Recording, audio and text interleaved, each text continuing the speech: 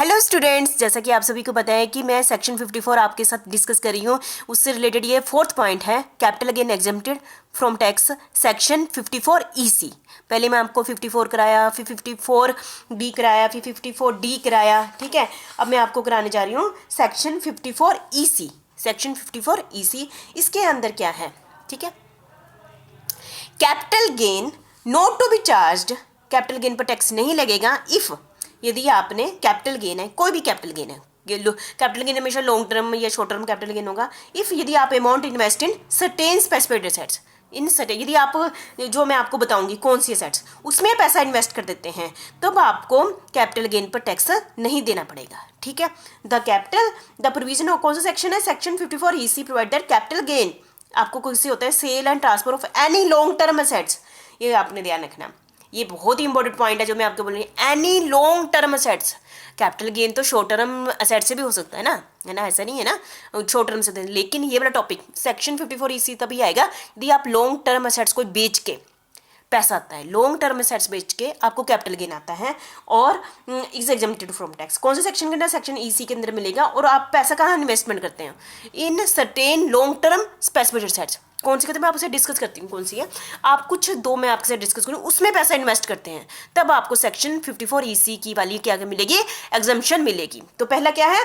यदि ये वाला टॉपिक कब आया? लॉन्ग टर्म स्पेसिफिक एसेट्स वाला टॉपिक कब आया? असेसमेंट ईयर 2006 से 7 से लागू हुआ है। ये वाला मैं बता दूँ कब से लागू हुआ है सेक्शन, ये असेसमेंट ये 2006 से 7 में आया था। सेक्शन 54 EC की वाली एग्जम्पशन मिली है यदि आप बॉन्ड इशूड बाय, कौन से बॉन्ड में आप, यदि आपके पास जो किसी भी लॉन्ग टर्म, कोई भी लॉन्ग टर्म, पहले मैंने आपको बोला ना रेजिडेंशियल हाउस प्रॉपर्टी बेचो, एग्रीकल्चर लैंड बेचो, इंडस्ट्री एंड अंडरटेकिंग गवर्नमेंट ले लिए, तब अमाउंट आता है। यहाँ पर ये नहीं है, यहाँ पर कोई भी लॉन्ग टर्म एसेट्स बेच के आपके पास पैसा आया, कोई भी आया, पर आपने पैसा इन्वेस्ट कहाँ करना है, वो इंपॉर्टेंट चीज़ है यहाँ पर। इसमें ना यदि आप पैसा, पहला पैसा आप कहाँ इन्वेस्ट करते हो? Bond issue bye national highway authority of India. किसने, कौन से बॉन्ड में आप पैसा इन्वेस्टमेंट करते हैं?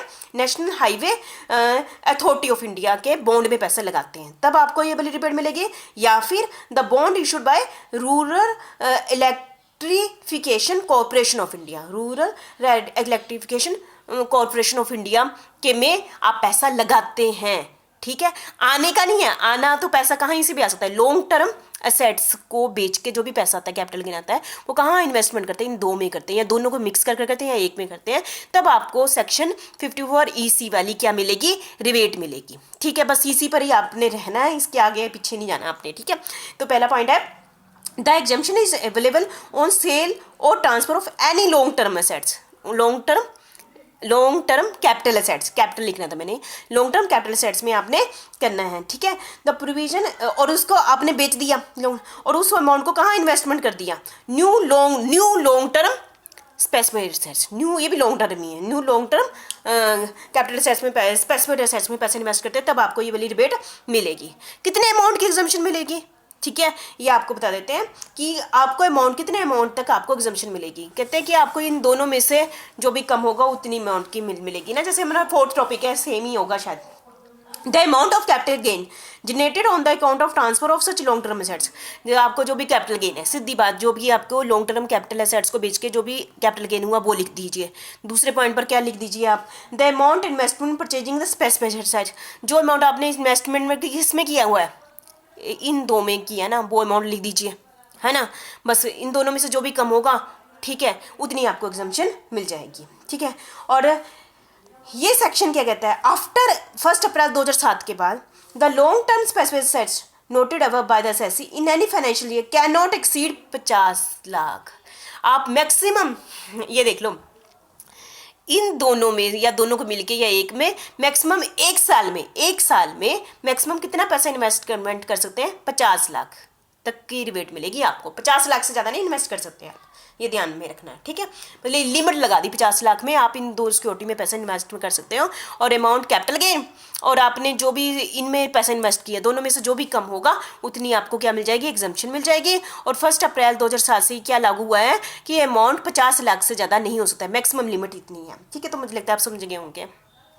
नेक्स्ट है timing for purchase of long term specific assets. आप बोलते ना, जैसे मैंने बोला कि रेजिडेंशियल हाउस प्रॉपर्टी आपने 2 साल के अंदर खरीद लेनी है, कंस्ट्रक्शन 3 साल के अंदर कर लेनी है, एग्रीकल्चर लैंड भी आपने 2 साल के अंदर खरीद लेनी है, न्यू इंडस्ट्री अंडरटेकिंग आपने 3 साल के अंदर खरीद लेनी है। इस केस में आपने कितने टाइम पीरियड के बीच में आपने खरीद लेनी है? न्यू स्पेसिफाइड लॉन्ग टर्म, जो मैंने 2 बॉन्ड बोले ना, वो कितने टाइम पीरियड के बीच में आपने खरीद लेने हैं? 6 महीने। कितना टाइम पीरियड कम हो गया? 6 महीने after the date of transfer of long term capital gain assets. ठीक है, तो कितने महीने के अंदर अंदर आपने जब आपने लॉन्ग टर्म कैपिटल एसेट्स को ट्रांसफर किया है, उसके 6 महीने के अंदर अंदर आपने ये चीज़ खरीद लेनी है। ठीक है, और ये कौन से, यदि आपने ये सेक्शन 54 EC कहता है, और शैल not be qualified of deduction under, और इसकी जो आपने डिडक्शन 80C के अंदर नहीं लेनी है।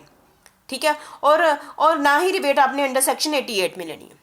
ठीक है, यदि आपने इसकी रिबेट कहाँ पर ले ली है? सेक्शन 54 EC में ले ली ना रिबेट, फिर आपको सेक्शन 80C और 88 में ये वाली रिबेट नहीं लेनी है। ठीक है, the specified assets shall not be qualified for deduction section 80C and rebate section एक जगह ही मिल लेनी है। आप ऐसा तो नहीं यहाँ भी ले लो वहाँ भी ले लो।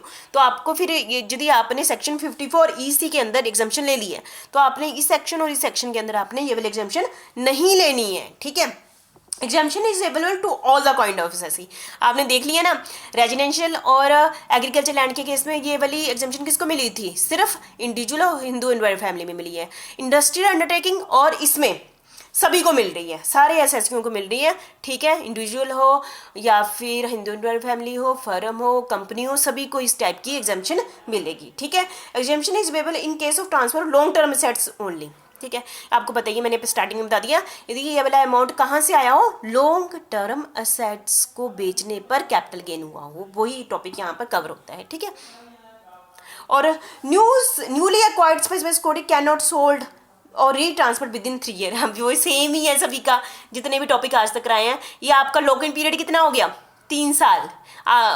3 साल तक आप इन स्पेसिफिक सिक्योरिटी, जो भी कौन सी सिक्योरिटी जो मैंने अभी आपके साथ डिस्कस की है, आपने पैसा लॉन्ग टर्म कैपिटल गेन से जो भी पैसा आया, आपने कहाँ इन्वेस्टमेंट किया है? National highway authority of India के बॉन्ड में किया है, या फिर बॉन्ड किसके? Rural electrification corporation of India में पैसा इन्वेस्ट किया।